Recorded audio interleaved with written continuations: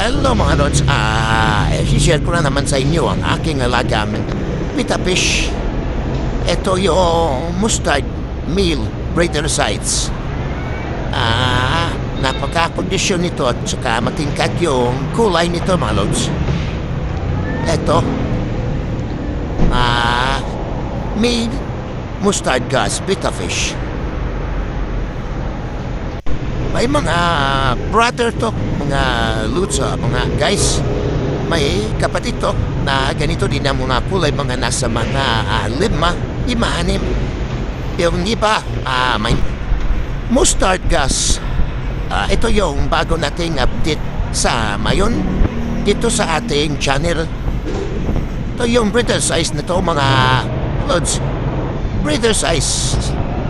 At ito naman, ito yung pansin natin ay medyo tandaan na nagsilabasan yung kulay niya na yellow. Sana lang na mas may tilalabas pa to na matingkad o magandang kulay sa kanyang katawan. Better size to mga guys, pita fish. Ayan, may mga kapatid din to. Ganyan din, lalabas pa rin yung kulay niya. Molting pa yan.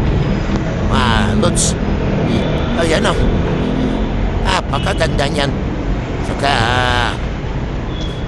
kondisyon, nakababad kasi ito sa dahon ng talisay. Ito yung size nila. At ito naman lods, mga guys, ito yung beta size na rin to. Male, may pares din to, may female din. Medyo busog-busog yung katawan ng female. Maganda i-pair nito at i-breeding para maramihin. Saka sa ganitong klaseng isda, mga lods, beta fish, ito yung inunay nila yung caudal. At saka ito naman, ito yung caudal niya. Ganon pa rin, inuuna yung caudal at saka yung katawan. Male yan, may pares din yan mga lods. Ito yung very exercise nila. Papakain ito like pod waya-waya, dapnaw chobi. Pwede rin niya feeds yung optimum pita fish. Eto, thank you for watching. Thank you mga guys. Thank you. Comment lang, comment section.